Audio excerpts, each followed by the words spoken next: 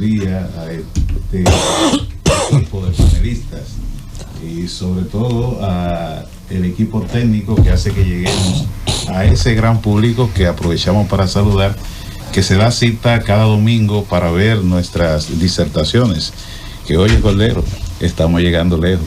Lejos. Donde quiera que uno va, la gente en el gimnasio, en los supermercados, aparecen la gente haciendo los comentarios. Pero tú no sabes una cosa, que hasta en España se habla con las letras. Esa es buena. Bien, pues aprovecho para agradecer al mejor sociólogo del mundo, Danilo P. Clime. Este es el libro de su autoría, que tenía tiempo detrás de él, pero realmente no lo tenía, más por culpa mía que por culpa de él. Un libro donde se mezclan perspectivas del análisis sociológico y la interpretación de hechos históricos dominicanos. Les recomiendo que lo vean porque es un libro sumamente interesante desde la perspectiva dominicana.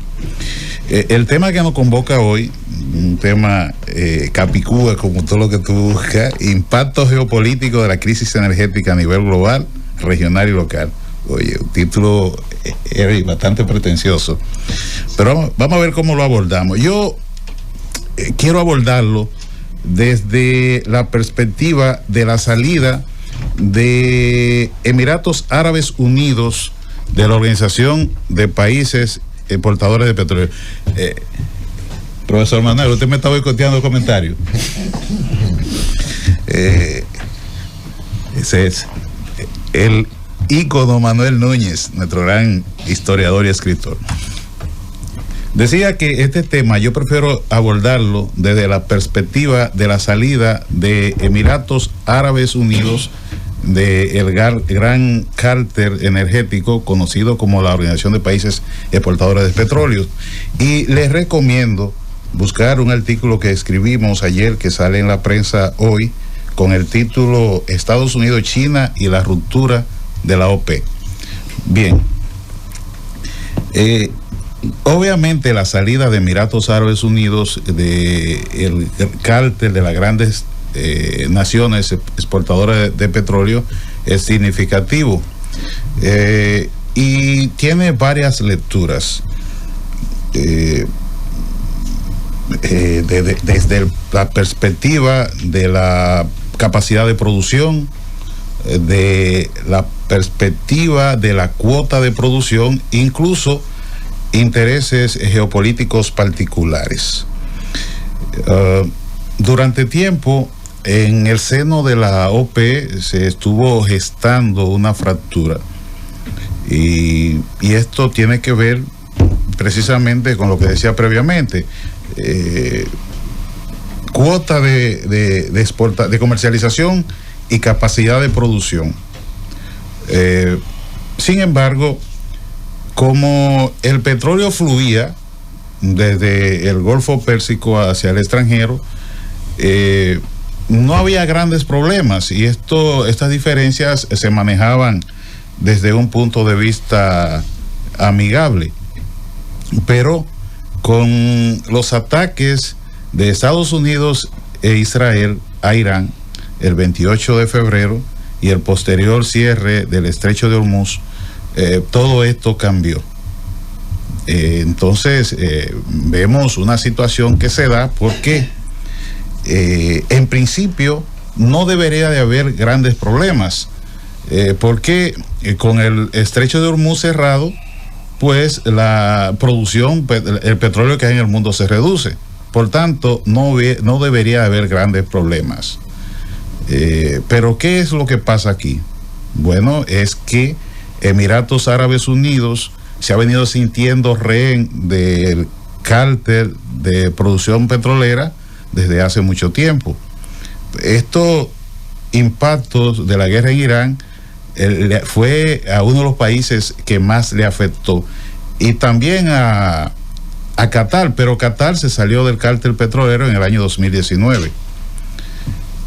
En el caso de a Emiratos Árabes Unidos, muchos se preguntarán, bueno, pero ¿y por qué entonces no se había salido antes? ¿Qué es lo que pasa? Bueno, la razón que sucede es la siguiente. Emiratos Árabes Unidos le ha pedido un rescate financiero a Estados Unidos, y quien está gestionando ese rescate financiero es la Reserva Federal. Pero en este momento el Pentágono y la Casa Blanca le han pedido a Emiratos Árabes Unidos que termine de romper al cártel petrolero, ese cártel que ha criticado mucho el presidente Donald Trump, pues le dice que se aprovechan las circunstancias para lucrar con el sacrificio global. Y hay que entenderlo así, porque la función del cartel es precisamente mantener precios altos, controlando las cuotas de mercado.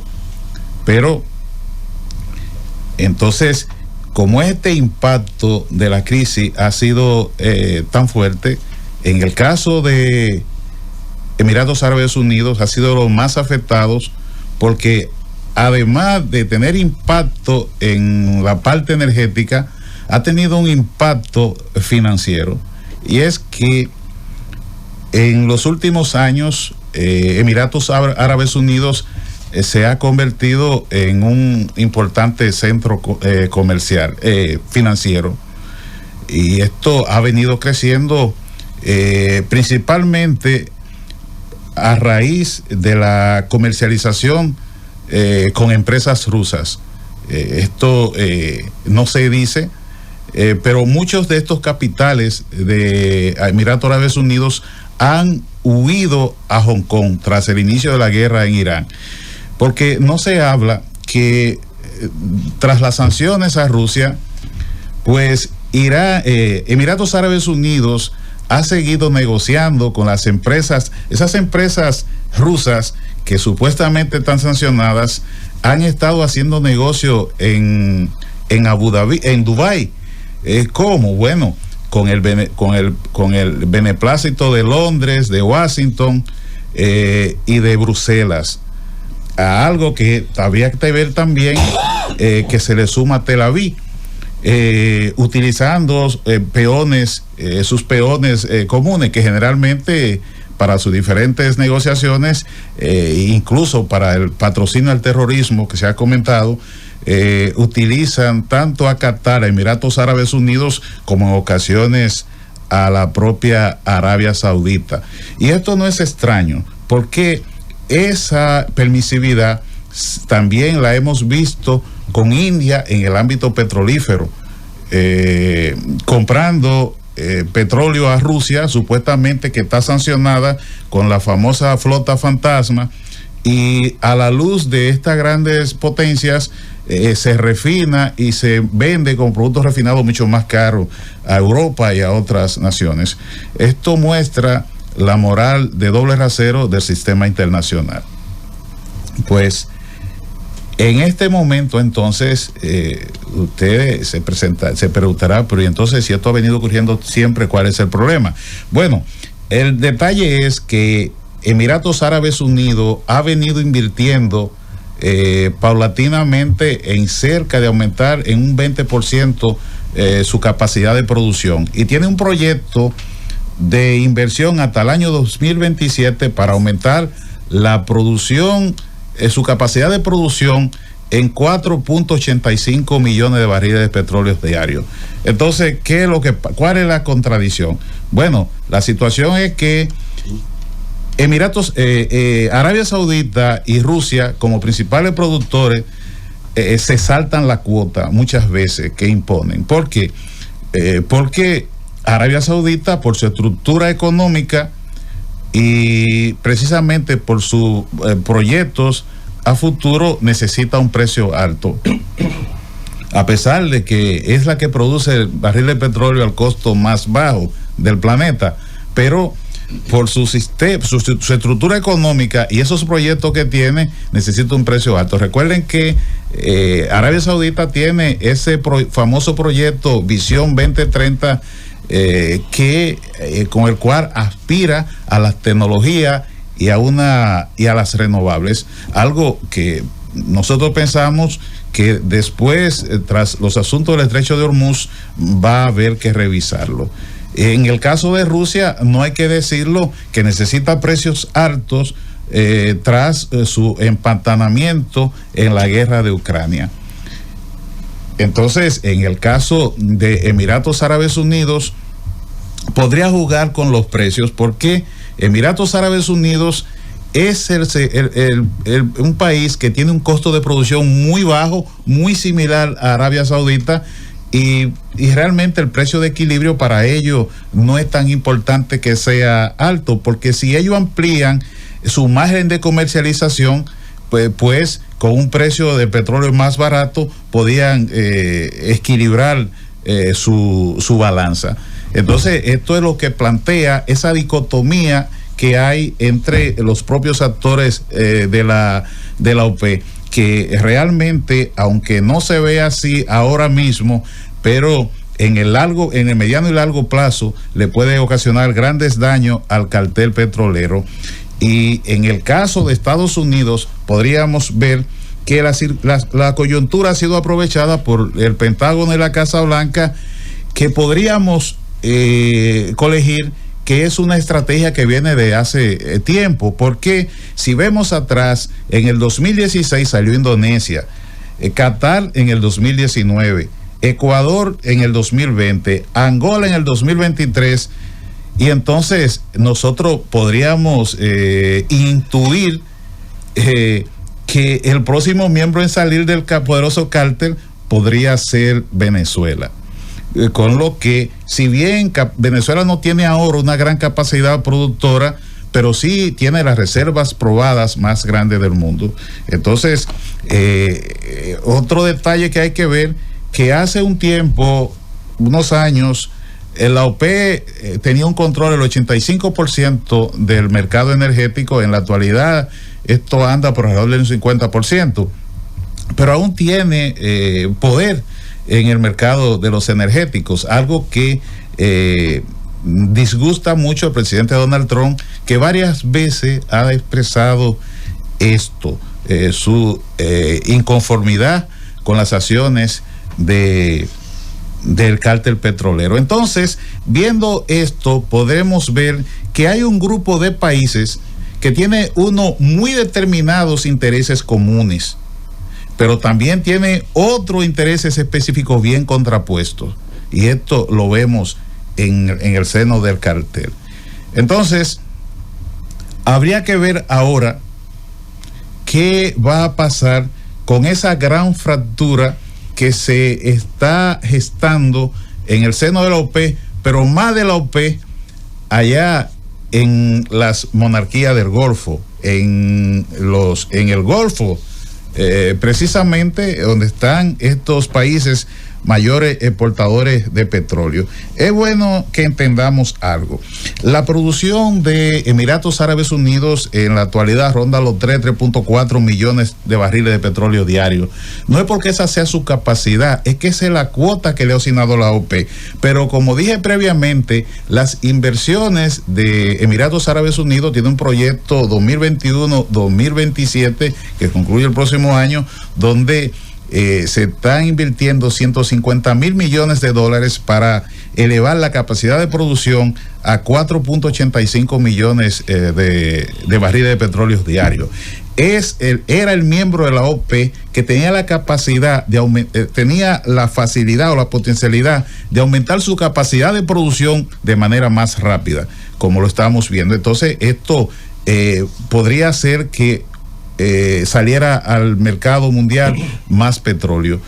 En lo pronto, esto tal vez no hay un efecto en bajar la energía, pero si algún día el estrecho de Hormuz va a estar abierto, entonces en ese momento, al haber más petróleo en el mundo, pues podría esto también jalonar los precios a la baja.